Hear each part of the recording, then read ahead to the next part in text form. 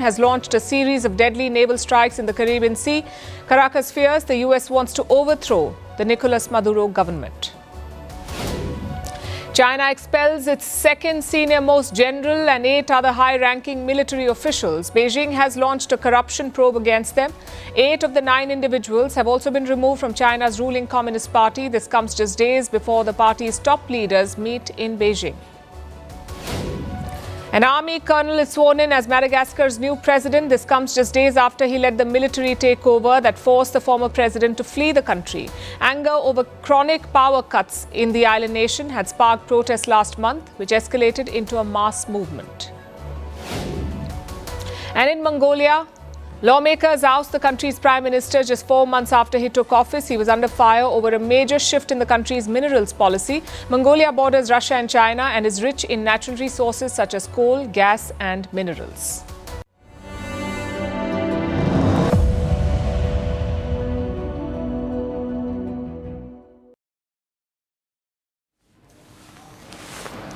Ukraine's President Zelensky is in Washington today. It's a high-stakes visit for him. We are entering the winter months in Ukraine, so now is the time to make some gains, and Zelensky came prepared. He brought his suit, he readied his pitch, he brought his A game, and then came a googly all the way from Russia, a surprise phone call. Hours before Zelensky landed, Russian President Putin dialed Donald Trump. They spoke for almost 2.5 hours, and after that, everything changed. The mood, the tone, the agenda, all of it shifted in favor of Moscow. The day began with all the focus on Zelensky. It ended with Trump announcing that he would meet Putin. So what exactly happened in that call? Well, here's the background. Trump has been losing patience with Russia recently. He thought that his meeting with Putin would end the war. But 2 months later, there is no progress, so he's lashing out. First, he targeted countries buying oil from Russia, India being one of them. Then he started sharing US intelligence on Russian assets. This enabled Ukraine to target Russian oil facilities. Nearly 20% of Moscow's capacity has been hit. And then this month, Trump floated a new idea. What if the US sold Tomahawk missiles to Ukraine? These are high-speed cruise missiles. They can travel at 70% the speed of sound. More importantly, they fly at lower altitudes, meaning they're hard to intercept. These missiles have a range of over 1,600 kilometers. They can easily hit Moscow from Ukraine. So recently, Trump suggested giving these missiles to Ukraine, and Russia was livid. Putin said it would mark an escalation by the US. Of course, Zelensky was thrilled. He was flying to Washington to seal the Tomahawk deal. And on cue, Putin dialed Trump. After that call, the US president changed his tune. He became non-committal on the missiles. He says the US cannot deplete its own stock. We need Tomahawks for the United States of America, too. We have a lot of them, but we need them. I mean, we can't deplete for our country. So, you know, they're very vital. They're very powerful. They're very accurate. They're very good, but we need them, too. And I thought it was a very good phone call. I thought very productive. But I'll be meeting with President Putin, and we'll make a determination. Tomorrow I'm meeting with President Zelensky, and I'll be telling him about the call. So Trump will meet Putin again, this time in Budapest, the capital of Hungary. Technically, Hungary is NATO soil, but in reality, it is neutral turf. Their prime minister is Viktor Orban. He is a close friend of Putin. He has already started planning the summit. Viktor Orban says Hungary will be an island of peace.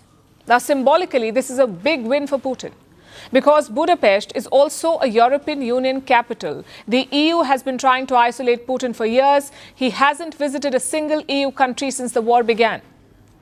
But pretty soon, he will be welcomed in Hungary, that too for a grand summit with the US president. So symbolically, this is a big victory for the Russians. But strategically, well, it's not clear yet. The Kremlin sounded positive after Putin's call with Trump. What we do have is the willingness of the presidents to hold such a meeting. But first, the matter will be taken up by Foreign Minister Lavrov and Secretary of State Rubio. They will first hold a call and meet to begin discussing the topic and all related issues. The meeting could indeed take place within 2 weeks or slightly later. There is a shared understanding that it should not be put off. A lot depends on the meeting tonight. Just a while from now, Trump will host Zelensky at the White House. It's their third meeting in the same setting. The first ended in a shouting match. The second was extremely warm. So let's see how this third one goes. Zelensky will be hoping for more military sales. Chances are he will lobby hard for the Tomahawk missiles, but all eyes will be on Donald Trump. The US president believes he's on a roll. He's fresh off a successful peace summit in West Asia. He wants to use that momentum in Ukraine. But this is a different ballgame. You see, in Gaza, Trump had a lot of leverage on both sides. He could pressure Israel directly and he could pressure Hamas via his Arab allies. But in this case, in the case of Ukraine, Trump has little to no leverage over Russia. But he does have a lot of leverage over Kyiv. So it will be tempting for Donald Trump to enforce a peace deal on Ukraine. He has resisted that temptation so far. Let's see if that changes tonight.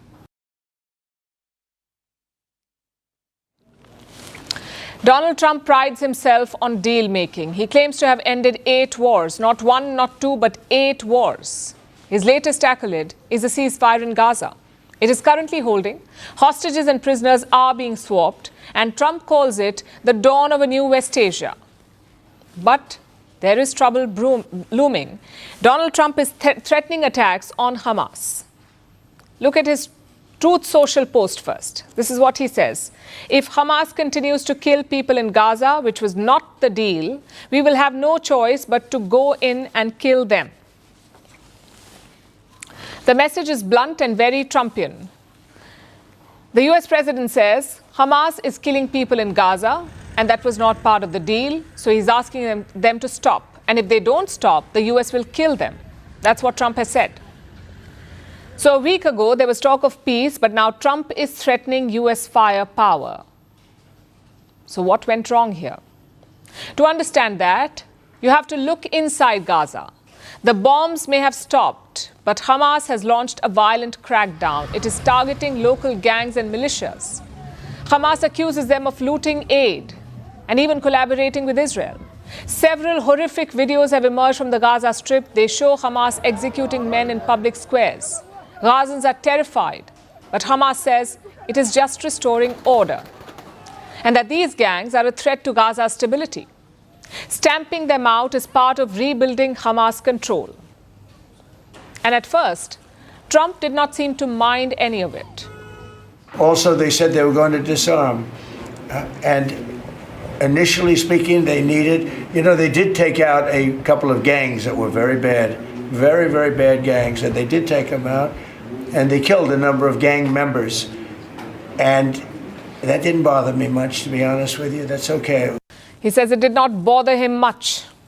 And he won't use the US military to disarm Hamas.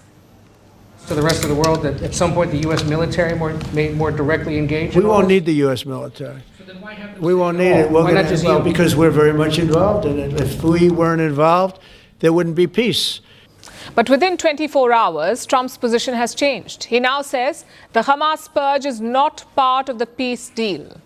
If they continue keep killing innocents in Gaza, if that continues, the United States will I know. go I after issued a them. strong statement. That's right. But they used to be gangs, and now you're saying innocents. What made you think they're innocents now? Well, I'm looking at what's happening, and that wasn't the deal that was made, and we'll see what happens. So what made the US president do a U-turn on Hamas? Well, part of it seems to be pressure from Israel, from Washington hawks, and from headlines painting Gaza's new order as a reign of terror. Trump realized that the narrative was slipping away from him. This was supposed to be his victory lap. Instead, there are videos of executions, and Hamas looks like it is running Gaza again. Hence the stark warning from Donald Trump. Meanwhile, Israel already accuses Hamas of violating the peace plan. They say Hamas failed to hand over all hostages, especially within the 72-hour window. It's a tough situation. They brought back bodies today, as you probably know. But they also said they're going to behave. We're going to find out if they behave. If they behave, good. If they don't behave, we'll take care of it. Which brings us to the big question. Will Hamas disarm? It is part of Trump's peace deal. It says Hamas should give up its weapons and leave the Strip. They must step away from governance. And this is not something that Hamas has agreed to. We asked the Egyptian foreign minister about this today, about Hamas disarming and giving up political ambitions. Listen to what he had to say. This agreement was reached to be implemented. And the main guarantee for that is the involvement and the engagement of President Trump himself and the United States. This is the Trump peace plan. And everybody should, honor. Do you think they will? Are you in touch with Israel and Hamas? We hope so. We are in touch, and we are, President Sisi, when he received President Trump in Sharm el-Sheikh, he spoke about the American commitments, and President Trump, he said, I'm fully committed to follow up, to make sure of the implementation of first phase, and now to start the negotiation about the second phase. And we are expecting the two parties to honor their own commitments, because we have no other option. Ending the war should be sustainable. This is the only game in town, and we have to move forward with the implementation of the Trump plan. Well, hope is not a strategy, plus power vacuums do not last, especially in West Asia. Hamas has been weakened by the war, but it hasn't been destroyed yet. And that reality puts Washington in an awkward spot. For aid and rebuilding to happen, someone needs to enforce order. And like it or not, that someone is still Hamas. Where does this leave Trump's new West Asia? The ceasefire still holds technically. The press releases still say progress. But Gaza streets tell another story. Hamas is still in charge, Israel is still suspicious, and Trump is still talking about going in. His so-called new West Asia was meant to be a blueprint for stability, but right now it looks more like a fragile truce held together by threats and uncertainty. And that is the paradox of Trump's deal-making. He promises peace, but he keeps the option of war on speed dial.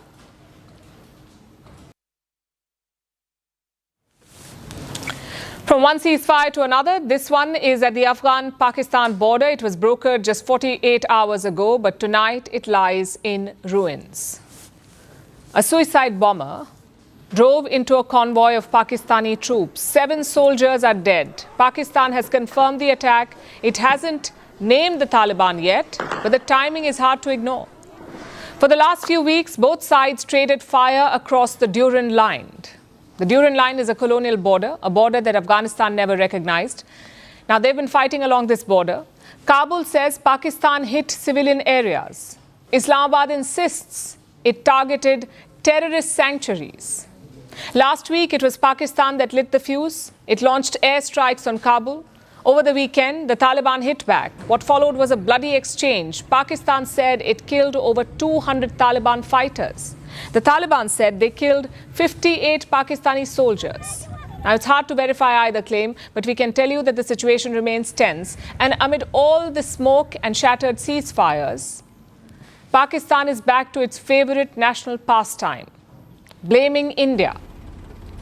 Once again, it features their defense minister, Khwaja Asif. He went on television and made this bizarre claim. I have my doubts that the ceasefire will hold because the Afghan Taliban are being sponsored by Delhi. Right now, Kabul is fighting a proxy war for Delhi. Basically, Khwaja Asif says Kabul is fighting a proxy war for Delhi. You heard that right. And not just that, Khwaja Asif also says that Pakistan is ready for a two-front war. Well, that's good confidence, I would say, given that Islamabad sued for peace after Operation Sindoor. Also, the Taliban, Pakistan's longtime Frankenstein, is now apparently India's cat's paw. Irony dies 1,000 deaths here. This is the same Taliban that Pakistan armed, trained and sheltered. It gave them a sanctuary in Quetta. It trained them in Waziristan. It was the first country to recognize the first Taliban regime back in the 90s. And then came the second one. In 2021, when the Taliban seized Kabul, Islamabad was the first to celebrate. Pakistan called it a strategic victory. But 4 years later, that strategic asset has turned into a strategic threat. Pakistan says the Taliban have switched sides and that India has somehow flipped them. It's a crazy delusion even by Pakistan standards. They literally built the Taliban and now they can't believe that the same Taliban is no longer taking their orders. So they've been fighting. And in the middle of that fight, a visit happened. The Taliban foreign minister came to India. His name is Amir Khan Muttaqi. He was in India for a week. It was the first official visit by a Taliban leader to New Delhi. So Pakistan's paranoia went into overdrive. They fear that India is expanding its influence in Kabul. But the fact is, their border tensions and their problems in general have nothing to do with India. For decades, Pakistan played a double game. They supported America's war on terror while secretly arming the Taliban next door. Their sinister logic was this: a friendly Taliban regime would keep India out of Afghanistan. Well, that plan worked for about 5 minutes. Then it backfired. Today, that same friendly regime sees Pakistan as a problem. Kabul has accused Pakistan of helping the ISIS-K, the ISIS Khorasan, that's Islamic State in this part of the world. They are the Taliban's sworn enemy. Afghanistan says Pakistan is using the ISIS-K to destabilize their country. Of course, Pakistan has dismissed these claims, but it has failed to restore trust. And that manifests in frequent border clashes. Will it escalate into a full-blown war? Well, as of today, it's unlikely. The Taliban do not have the air power or the hardware to take on Pakistan. But border skirmishes and proxy battles will continue. Neither side trusts the other. And that makes it a bitter reckoning for Pakistan. For years, they exported terrorism to their neighbors. Now terror has found its way back home. So again, this is not India's proxy war. This is Pakistan's own past coming back to claim its due. Conflicts, trade wars, and a growing sense of unease. That's the mood driving the global economy today. Fresh signs of strain are emerging, and that pressure is showing up in gold prices. This week, it touched a new record. Gold prices surged past $4,100 in the global market, and that's a first. Gold has appreciated by more than 50% this year. That means if you invested $1,000 in gold, today your investment is worth $1,500. That's a profit of $500. And here in India, gold prices have been on a tear. Today, it reached 130,000 rupees, 1,30,000 rupees for 10 grams of gold in the futures market. What does that mean? What's the futures market? A futures trade basically means that traders pay the cost today for gold that will be delivered on a future date. Usually, traders use a futures contract. This is a way of placing a bet on gold prices and making money off speculation. Also, observers did not see the spike coming. Prices have risen too quickly and far beyond predictions. In places like Sydney, buyers are queuing up outside gold dealers. They are purchasing gold in bulk. This is true for central banks as well.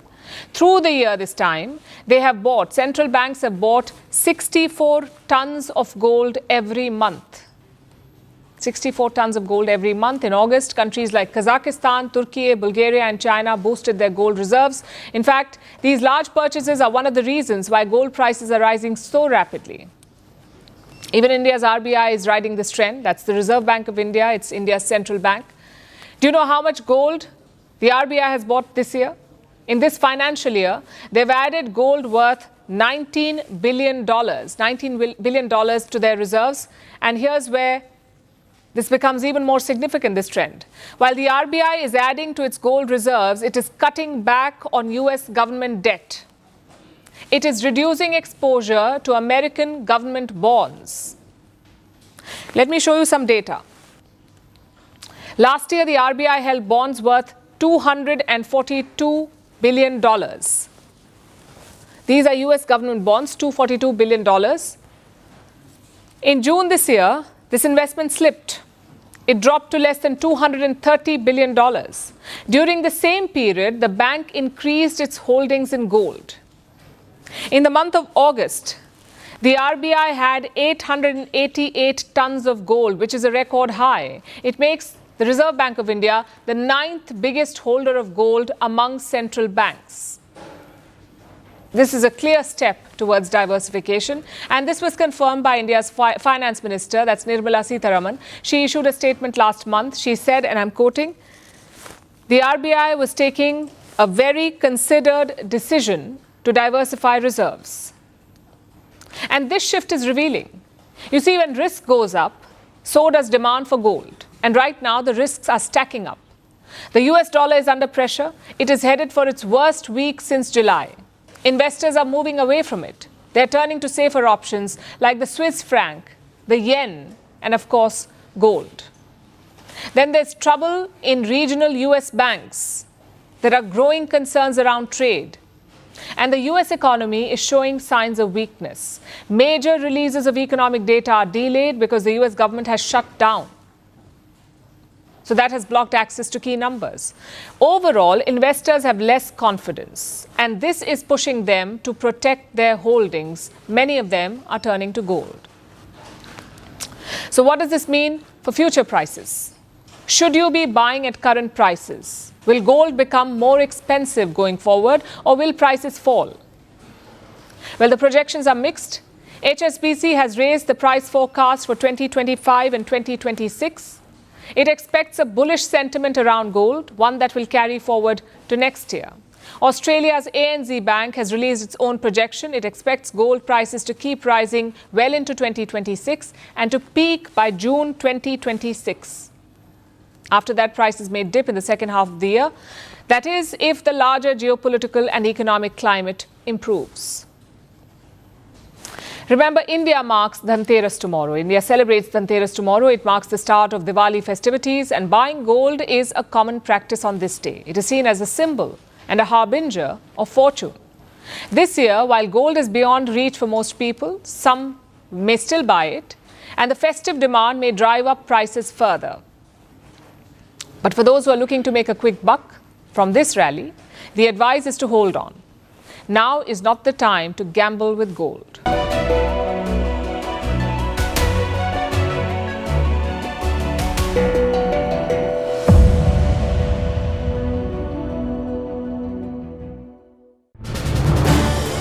This is News 18 Network.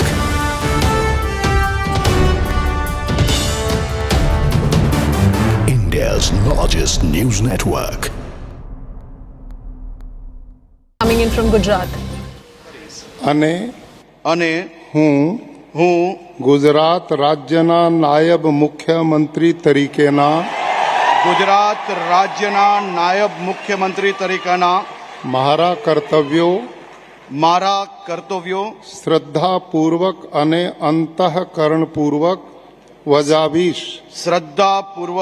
અંતઃકરણપૂર્વક બજાવીશ અને ભય કે પક્ષપાત રાગ કે દ્વેષ વિના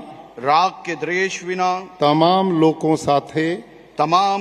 સાથે સંવિધાન અને કાયદા અનુસાર ન્યાયપૂર્વક વર્તીશ હું હર્ષ રમેશ કુમાર સંઘવી ઈશ્વરના નામે સોગંદ લઉં છું કે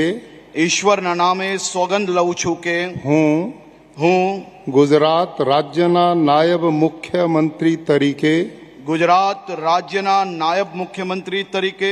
જે કોઈ બાબત મારી વિચારણા માટે લાવવામાં આવશે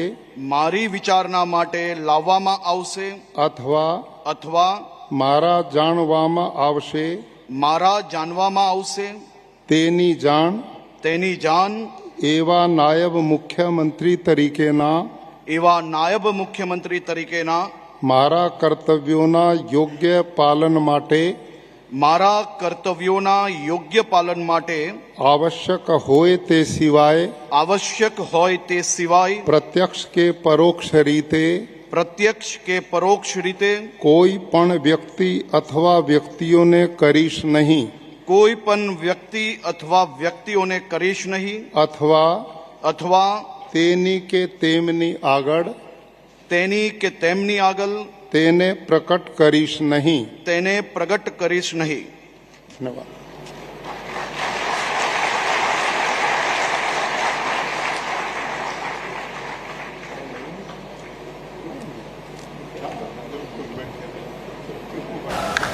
Payal Mehta joins us with more details. That's the big Gujarat cabinet reshuffle, the oath-taking ceremony that is ongoing. Payal, give us a sense of what you've been able to conclude so far. We were putting the number to the list, and what replacements are we essentially looking at? Give us a clarity on that front. Well, as far as the replacements are really concerned, 9 of them have been replaced, given the fact that their survey report has not come out very good quickly. The Gujarat government has been holding a survey for these ministers who have been dropped for the last 1 year, and there was a lot of negative feedback coming their way as well. We still have 2 years to go for the next Gujarat Assembly election, and therefore the BJP does not want to take any chances. But the big news and the big update as far as this reshuffle is concerned is the fact that Harsh Sanghvi has now become the deputy CM. Remember, he comes in from South Gujarat. He's been a representative of South Gujarat from the Majura constituency, which is in Surat. It has been a big jump for him, given the fact that he was the MOS home. He was also the sports minister of the state. Somebody who was the youngest home minister of Gujarat after Amit Shah as well. And he's got a big boost because not only does he become the deputy CM, but he's also going to be a cabinet minister as well. So big boost as far as Harsh is concerned. Again gives you an idea that the BJP is trying to promote young talent as well. Harsh is one of those representatives who's been very active. It's said to be extremely close to the top leadership of this Prime Minister Narendra Modi, Home Minister Amit Shah. The CR party has always in the past also been very close to Vijay Rupani, Anandiben Patel as well. So Harsh pretty much fits the bill, and that's the big story, the big update. Of course, there are a lot of reputations that have taken place. In terms of ministers who've been given an opportunity, whether it's Kanubhai Desai, who was the finance minister, or Rishikesh Patel, who was also the health minister of Gujarat.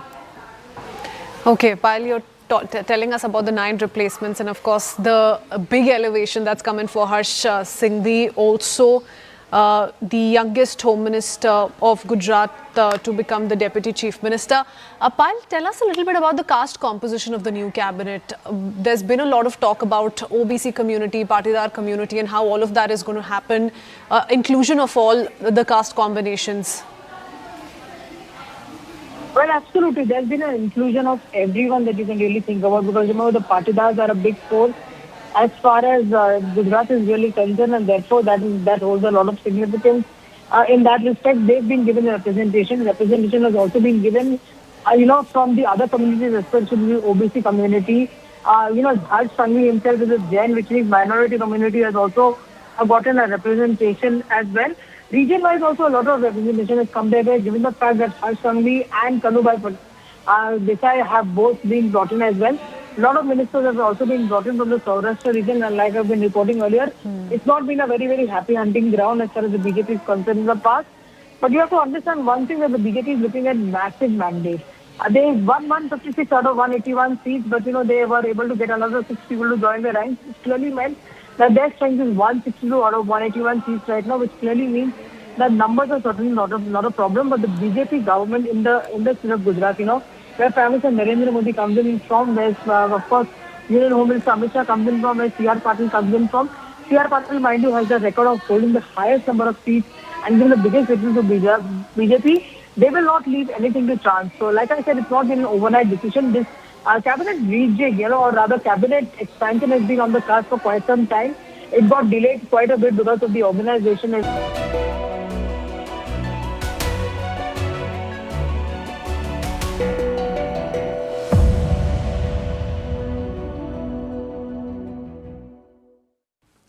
Our next story is from South America, where Donald Trump continues to target Venezuela.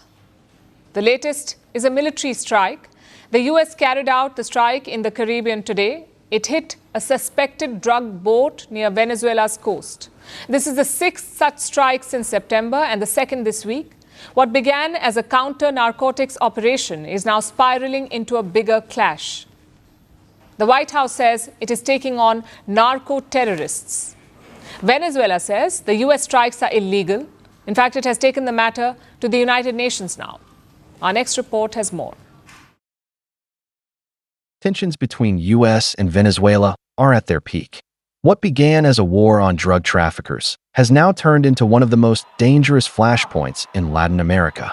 Military strikes, covert Central Intelligence Agency operations, and accusations of regime change. This week, the tensions escalated even further. The US conducted 2 strikes in the Caribbean region. The most recent strike happened on Thursday. US forces attacked a small boat near Venezuela's coast. It's not the first time. The U.S. has carried out at least 5 similar strikes before. Thursday's was the 6th. It's part of an operation targeting vessels that Washington claims are carrying drugs. And for the first time since that campaign began, there were reportedly survivors. Reports say officials confirmed survivors were on board, but the Pentagon has given no details so far.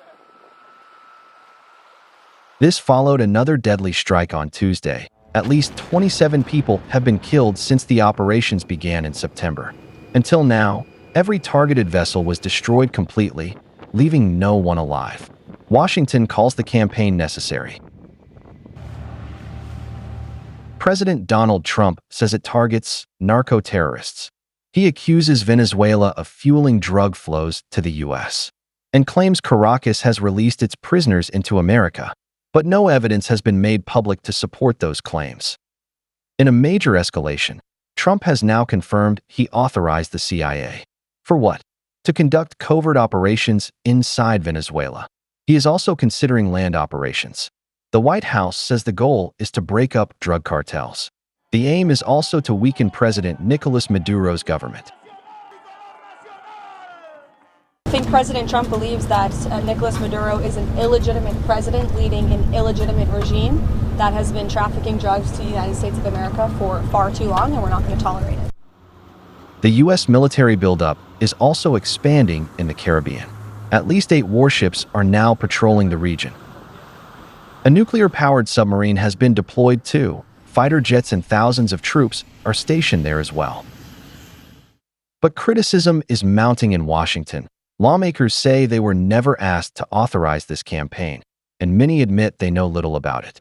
In fact, Venezuela is pushing back hard too. It has accused Washington of carrying out extrajudicial executions. It has been carrying out military exercises, and it has demanded the UN Security Council to investigate the strikes. What do we ask of the Security Council? First, that it investigates the series of murders that the government of the United States of America has been perpetrating in our region and determines their illegal nature. Second, to confirm the threat that these illicit actions pose to the preservation of peace in Latin America and the Caribbean. Meanwhile, President Maduro says the CIA authorization proves the U.S. is trying to overthrow his government. The U.S. says its actions are legal under Article 51 of the UN Charter. But Venezuela says that justification is fabricated. What's unfolding is no longer about narcotics. It's about legitimacy, control, and just how far American power can reach.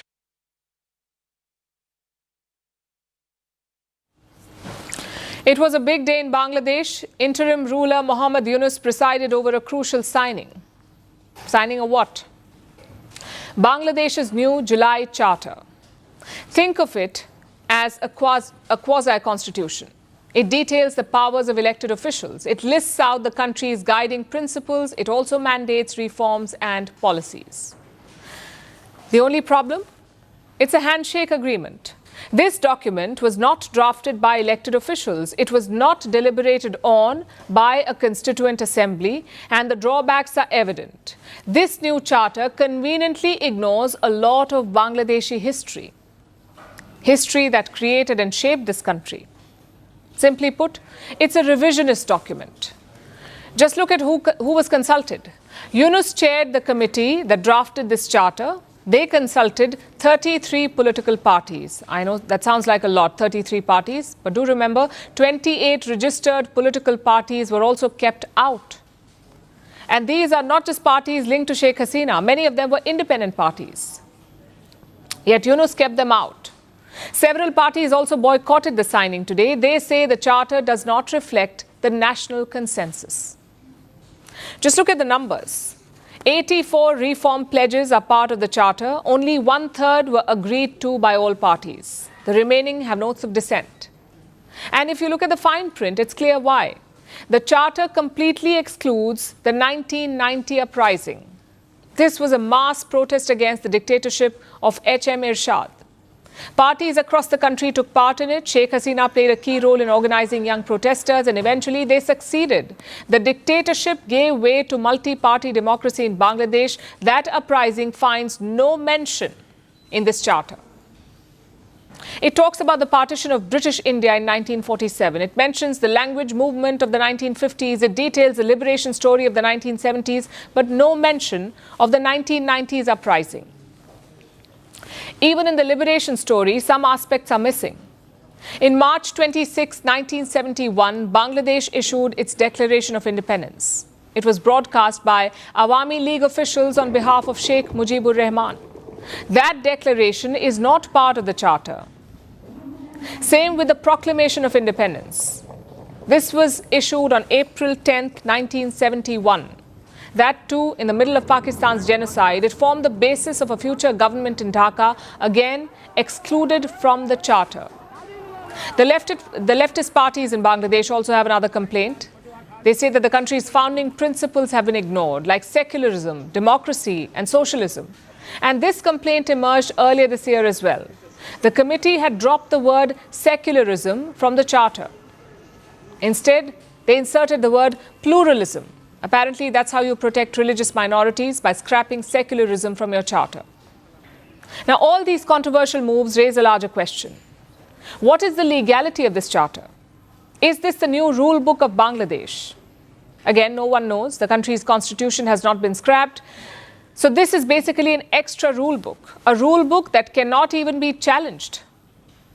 Because the charter says its validity cannot be challenged in courts, meaning citizens can either take it or leave it. Is this Muhammad Yunus's grand promise of democracy, a so-called charter that dilutes Bangladesh's legacy? Now, we're not saying the country did not need changes. Some of the ideas are actually good, like curbing the powers of the Prime Minister or ensuring the independence of regulators. But reform does not mean abandoning your past, nor does it mean unilaterally making changes. Ideally, all of this should have happened after the election, once the people have expressed their will. But as always, Yunus has put the cart before the horse. Now let's talk about OpenAI and its CEO Sam Altman. He has reignited the debate on big tech's role in society.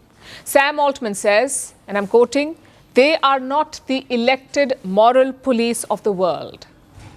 Now, what triggered this comment? A change in OpenAI's user policies. They've allowed adult content on ChatGPT. They say they can manage the risks, but reports suggest otherwise. In fact, the newest version of ChatGPT is giving more harmful answers than ever. There are serious safety concerns. And the problem, in fact, is not limited to OpenAI. Google's chatbot once told a student to, quote unquote, "please die." During the Rohingya crisis, Facebook was blamed for fueling hate in Myanmar. Big tech empowers people, but it also endangers. That has been the trend. And when it comes to the basics, like protecting users, ensuring safety, or curbing abuse, it falls short. These are companies that have the resources, they have the talent, the data. What they lack is perhaps intention. Maybe the problem is not capability, maybe it is conscience. Our next report has more. Big tech has all the resources in the world. They have the money, the talent, the computing power, and the global reach. But here's the question: why can't they solve basic problems? From misinformation to mental health to safety for children online. They're failing, despite everything at their disposal. So is this a resource problem or a skill set problem? OpenAI CEO Sam Altman is making made headlines. He said, and this is a quote, "We are not the elected moral police of the world." The statement came after backlash over a new policy allowing erotica on ChatGPT. The company says the content will be limited to verified adults, and that restrictions can now be safely relaxed, thanks to new tools and safety upgrades. But that promise is already under fire, as new tests have revealed something troubling. The latest ChatGPT model, GPT-5, was more likely to give harmful responses when asked about suicide, self-harm, and eating disorders. Researchers fed it 120 prompts. The new version gave harmful answers 63 times, The previous one was 52. That's a rise. And for users in crisis, that difference matters. But this is not just about OpenAI. In November last year, Google faced a major embarrassment. Its AI chatbot, Gemini, sent a threatening message to a student. The message said, and we quote, "You are a burden on society, please die." How does a system this powerful get something this basic so dangerously wrong? And this isn't a new problem. Big tech's failure to protect users goes beyond recent AI innovations. Back in 2018, Facebook was accused of helping fuel a humanitarian crisis. UN investigators said the platform played a role in the genocide against the Rohingya in Myanmar. Their findings were clear. Facebook allowed hate speech to spread. The company promised action, but the damage was done. More than 650,000 people fled, thousands were killed, and social media had helped fan the flames. So here's the question again. What is big tech missing? It's not money, it's not headcount, and it's not computing power. Maybe they're missing a different kind of skill, one that doesn't come from code or algorithms. Maybe they're missing judgment, foresight, and a clear understanding of social risk. They've built products to scale, but not to care. They've built models that can think, but not feel. And systems that sound human, without any human context. They can detect language, but they still can't sense danger. They can predict behavior, but can't prevent harm. And even when warned, they move slow. Big tech has all the tools, but it still lacks one thing: the will to build for society, not just for growth.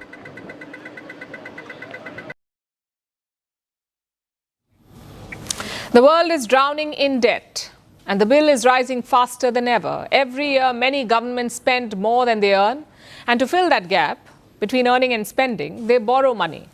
Some of that money goes into schools and healthcare. Some is used to fund pensions and defense forces. And some is spent on rebuilding after disasters or for stabilizing economies during crises. Plus, of course, there are leakages. So put together, this is the money that a government spends. When it borrows more than the economy can handle, it becomes a problem. And that is exactly what is happening now. The IMF, or the International Monetary Fund, has sounded an alarm. The IMF is the global financial body which helps countries in trouble with loans and policy advice. And it has come up with a warning. Global public debt is about to cross a historic line. Public debt is the total amount of money that governments owe to lenders both at home and abroad. When we say global public debt, we mean the combined borrowing of all the world's governments put together. And that number is now heading into uncharted territory. The IMF says that by 2029, governments will owe more money. As of 2024, the global public debt stood at 93% of the GDP. By 2029, it is expected to surpass 100% of the global GDP. And in a worst-case scenario, it could even hit 123% of the GDP. That's a level not seen since after the Second World War. And that's a scenario we cannot ignore. In a extreme but plausible scenario, with a 5% probability, that would reach 123% of GDP in 2029. So a truly very high level. That leads to our policy recommendation that it's very important to prioritize fiscal policy right now. But how did we get here? Well, the pandemic is a big part of the story. Governments spent massive amounts of money to keep economies afloat. They paid for healthcare, they provided job support, and they bailed out companies. At the same time, tax revenues collapsed as economies slowed. But that was just the start. Military spending surged as global tensions grew. Older populations are pushing up pension and healthcare costs, and climate disasters are costing billions to recover from. Then there's another big shift. For years, borrowing was cheap because interest rates were low. But now interest rates have surged. Paying back old loans is costing much more. And new debt is even harder to afford. The impact is already visible. Major economies are deep in debt. The United States, Japan, France, Canada, China, and the UK, they've all passed or are about to pass the 100% mark. America's debt will likely exceed 140% of its GDP by 2029. China's will climb from 88% to 113%. And this is not just about numbers on paper. For many nations, the pressure has become too much to handle alone. Countries are turning to the IMF for help. Reports say 86 countries owe about $162 billion to the fund. Argentina tops this list. It's the biggest borrower. It owes $57 billion. And this comes as this country fights soaring inflation and a collapsing currency. Next on the list is Ukraine. They owe $14 billion to the IMF. And this as its economy has been battered by the war. Egypt is third. It owes over $9 billion. That's because it has borrowed repeatedly to stabilize its finances. And Pakistan is at number 4. Its government owes nearly $9 billion. Pakistan, in fact, has repeatedly sought bailout packages. Years of mismanagement and political instability have made it dependent on foreign lenders. And these are just some of the biggest borrowers. But the bigger risk is yet to come. The IMF warns that rising debt and shrinking fiscal space are together making economies weaker. If markets panic, the world could fall into what it calls a doom loop. High debt could trigger financial chaos, and that chaos could create even more debt. So what happens next? Well, the IMF says governments must act now. They need to cut deficits. They need to control spending, and they must invest in growth. They also need to build what is called fiscal buffers. That is money kept as a safety net for future crises. Because if they don't, this crisis won't just change balance sheets. It could change lives. It could change the future of the global economy.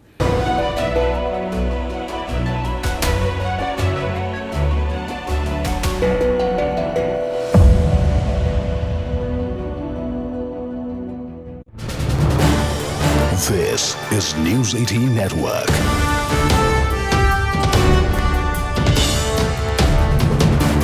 India's largest news network. Coming in from Gujarat.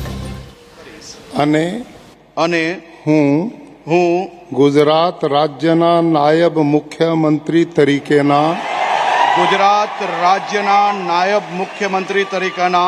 મારા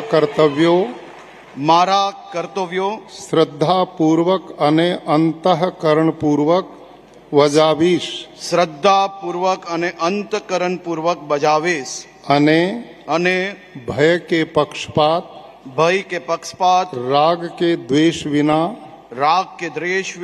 તમામ લોકો સાથે સંવિધાન અને કાયદા અનુસાર ન્યાયપૂર્વક વર્તીશ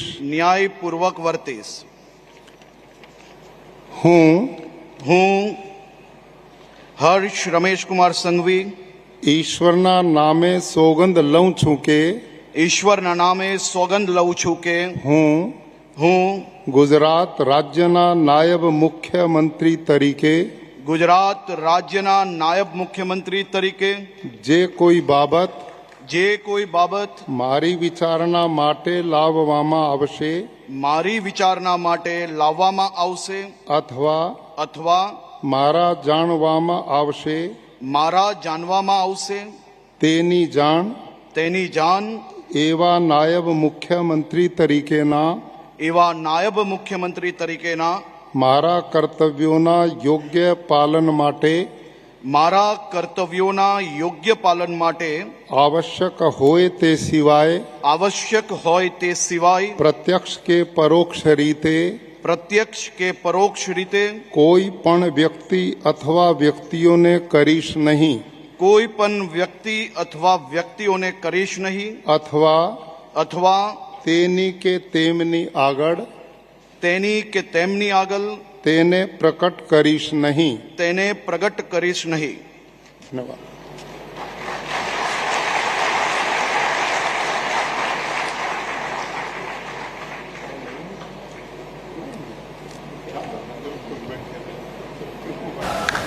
Payal Mehta joins us with more details. That's the big Gujarat cabinet reshuffle, the oath-taking ceremony that is ongoing. Payal, give us a sense of what you've been able to conclude so far. We were putting the number to the list, and what replacements are we essentially looking at? Give us a clarity on that front. Well, as far as the replacements are really concerned, 9 of them have been replaced, given the fact that their survey report has not come out very good quickly. The Gujarat government has been holding a survey for these ministers who have been dropped for the last 1 year, and there was a lot of negative feedback coming their way as well. You still have 2 years to go for the next Gujarat Assembly election, and therefore the BJP does not want to take any chances. But the big news and the big update as far as this reshuffle is concerned is the fact that Harsh Sanghvi has now become the deputy CM. Remember, he comes in from South Gujarat. He's been a representative of South Gujarat from the Majura constituency, which is in Surat. It has been a big jump for him, given the fact that he was the MOS home. He was also the sports minister of the state. Somebody who was the youngest home minister of Gujarat after Amit Shah as well. And he's got a big boost because not only does he become the deputy CM, but he's also going to be a cabinet minister as well. So big boost as far as Harsh is concerned. Again gives you an idea that the BJP is trying to promote young talent as well. Harsh is one of those representatives who's been very active. It's said to be extremely close to the top leadership of this Prime Minister Narendra Modi, Home Minister Amit Shah. The CR party has always in the past also been very close to Vijay Rupani, Anandiben Patel as well. So Harsh pretty much fits the bill, and that's the big story, the big update. Of course, there are a lot of reputations that have taken place. In terms of ministers who've been given an opportunity, whether it's Kanubhai Desai, who was the finance minister, or Rishikesh Patel, who was also the health minister of Gujarat. Okay, Payal, you're telling us about the 9 replacements, and of course the big elevation that's come in for Harsh Sanghvi, also the youngest home minister of Gujarat to become the deputy chief minister. Payal, tell us a little bit about the caste composition of the new cabinet. There's been a lot of talk about OBC community, Patidar community, and how all of that is going to happen, inclusion of all the caste combinations. Well, absolutely. There's been an inclusion of everyone that you can really think about, because remember the Patidars are a big force as far as Gujarat is really concerned, and therefore that holds a lot of significance. In that respect, they've been given a representation. Representation has also been given, from the other communities, especially the OBC community. Harsh Sanghvi himself is a Jain, which means minority community has also gotten a representation as well. Region-wise also a lot of representation has come their way, given the fact that Harsh Sanghvi and Kanubhai Desai have both been brought in as well. A lot of ministers have also been brought in from the Saurashtra region, and like I've been reporting earlier, it's not been a very, very happy hunting ground as far as the BJP is concerned in the past. But you have to understand one thing, that the BJP is looking at massive mandate. They won 156 out of 181 seats, but they were able to get another 6 people to join the ranks. It clearly meant that their strength is 162 out of 181 seats right now, which clearly means that numbers are certainly not a problem. But the BJP government in the state of Gujarat, where Prime Minister Narendra Modi comes in from, where of course Union Home Minister Amit Shah comes in from, where CR Patil comes in from. CR Patil, mind you, has the record of holding the highest number of seats and given the biggest victory to BJP. They will not leave anything to chance.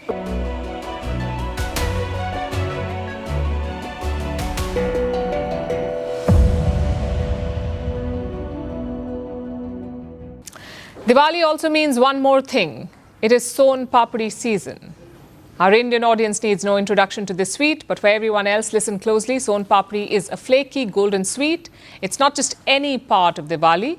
It is a Diwali institution. Go to any Indian home and they will have Son Papdi right now, not because they love the sweet, but because it is the perennial gift. Office Diwali party, take some Son Papdi. Friend's house party, take some Son Papdi again. It's a gift, an institution, and a meme all at once.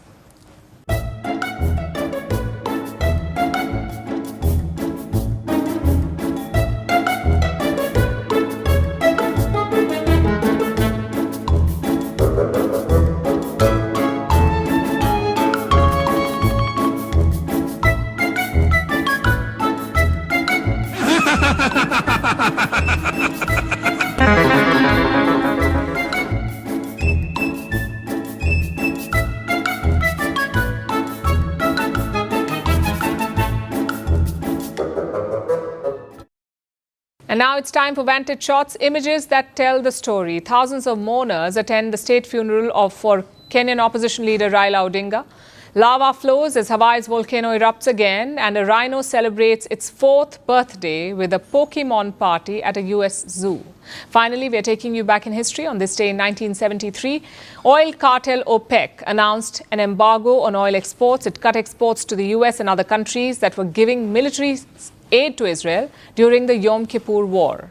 This led to oil prices soaring to unprecedented levels. We're leaving you on that note. Thank you for watching. We'll see you on Monday.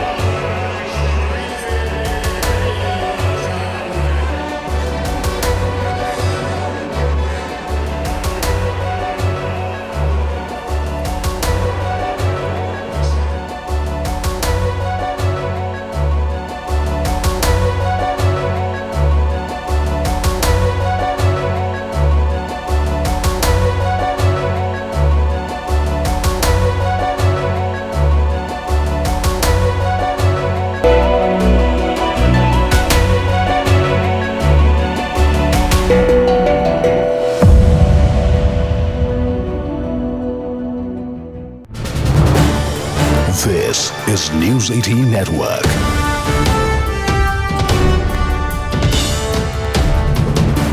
India's largest news network. Coming in from Gujarat.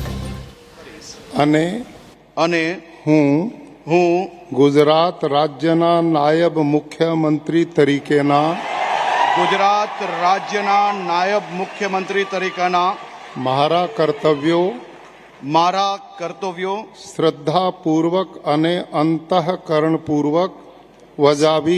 શ્રદ્ધાપૂર્વક અને અંતઃકરણપૂર્વક બજાવીશ અને ભય કે પક્ષપાત રાગ કે દ્વેષ વિના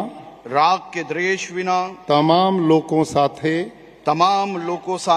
સંવિધાન અને કાયદા અનુસાર ન્યાયપૂર્વક વર્તીશ હું હર્ષ રમેશ કુમાર સંઘવી ઈશ્વરના નામે સોગંદ લઉં છું કે હું ગુજરાત રાજ્યના